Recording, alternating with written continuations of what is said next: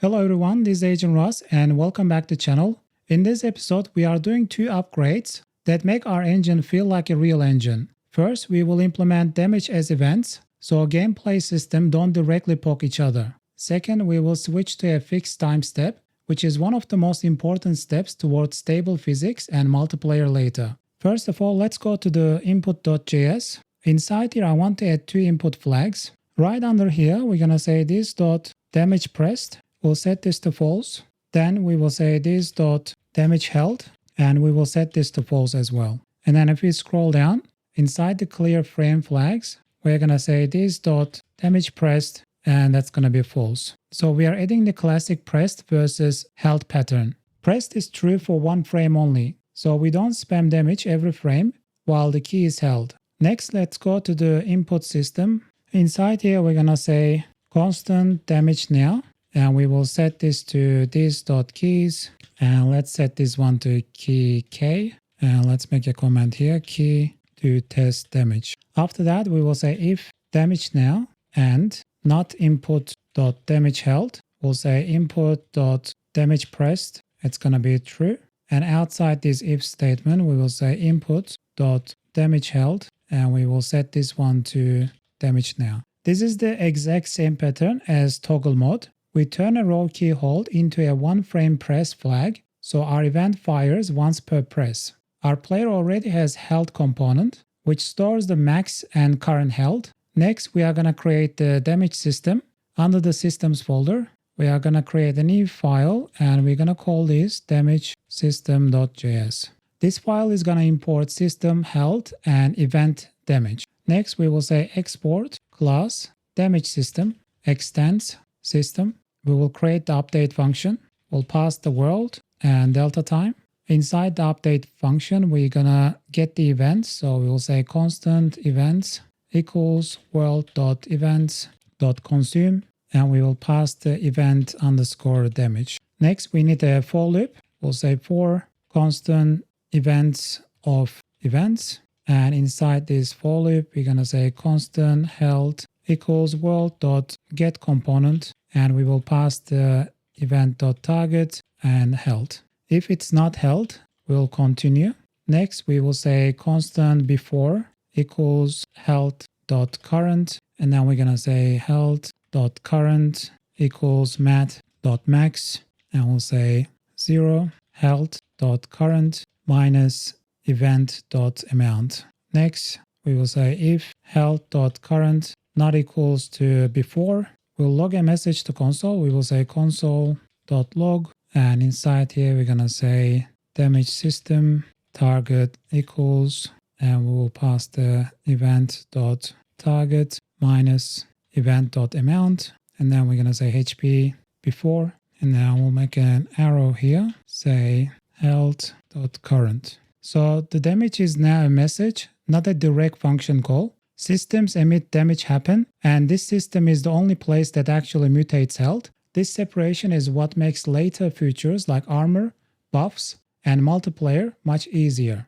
Next, we are going to create a small system that emits damage when K is pressed. So we will create a new file, and we're going to call this file damage test emitter system.js. This function will import system, query, player control, input, and event damage. Next, we are going to say export class damage test emitter system extends system. We'll create the update function. We'll pass the world and delta time.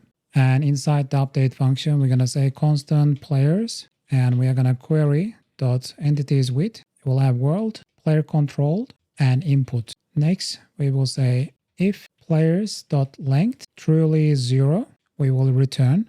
Next, constant player equals players, and we'll pass the player 0.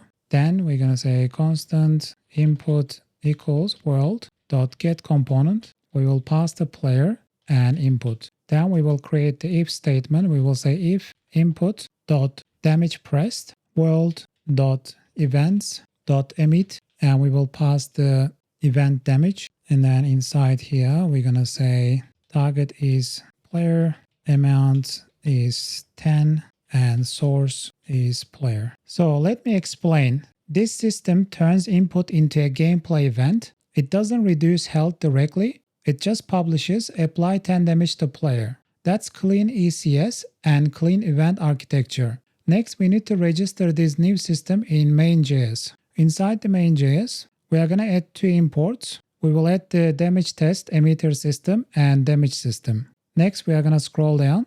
Right before mod state, we are going to add a new comment. And let's call this one 1.5 for now. And we will say gameplay events. And it will have emit or consume. And under here, we're going to say world.addSystem. And we will add the new damage test emitter system. And we will also add new damage system. And let's add some comments here. So for that, we will say emit event damage. And this one applies damage to health. So order matters. We emit damage first, then consume it immediately after in a dedicated system. Everything stays deterministic and easy to debug. All right, now let's go ahead and test it. And let's open up the console. So if we press key, it should reduce the health. And looks like it's not working. Let's go check our files quickly. And let's have a look at our event bus. So inside here, I think this array is getting overwritten. So let's make some changes here. Let's get rid of this. What we want to say is this dot underscore current dot set. And in here, we can pass the type. And we can also pass empty array. And instead of return out, we're going to say return array. And let's go ahead and test it. I'm going to press key and it reduced health by 10. If we press again, it reduced by 10 and looks like it's working.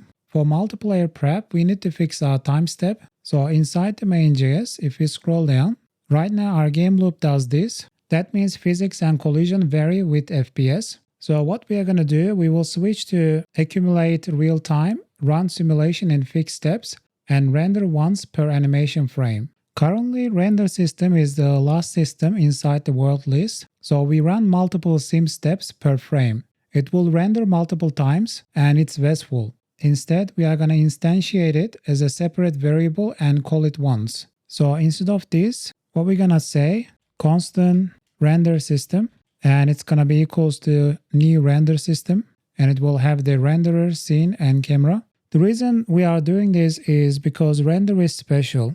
It should happen once per animation frame. Our simulation might run multiple fixed steps per frame, but we only want to draw once. Let's go to our game loop. We're going to make some changes here as well. So right up here, we're going to say constant fixed delta, and we are going to set this 1 divided by 60, and that's going to be 60 Hertz simulation. And then we will say constant max underscore frame underscore delta, and we are going to set this to 0.25, and that's going to avoid spiral of death. And after that, we'll say let accumulator, and that's going to be 0. We're going to keep this line, and we'll keep this line as well. And inside here, instead of doing this, we're going to say let frame delta, and it's going to be equals to now minus last time, and it's going to be divided by 1000.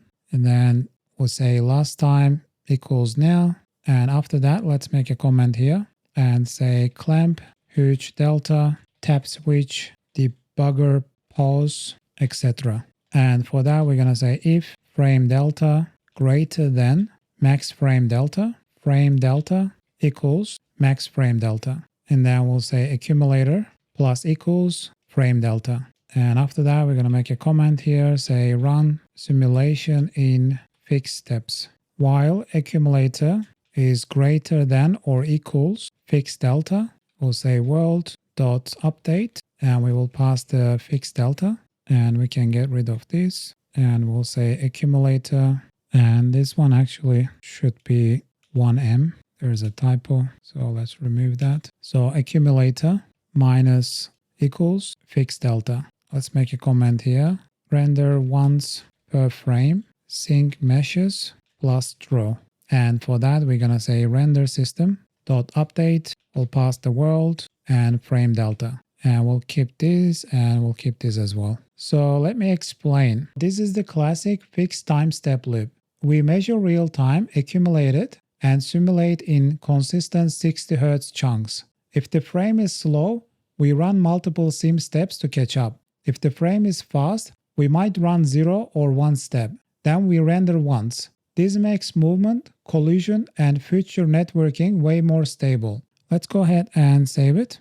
Our damage system is working fine. Our game is still working fine. Alright, today we implemented 2 core engine upgrades. We added event-driven damage, so gameplay communication is decoupled and scalable. And we switched to a fixed time-step simulation loop, which is essential for consistent physics and multiplayer later. In the next episode, we will build on this by adding a proper death event and respawn flow. And we will start thinking about how to serialize these events for networking. If this was helpful, please like and subscribe, and I'll see you guys in the next episode. I'm Agent Russ. See you next time.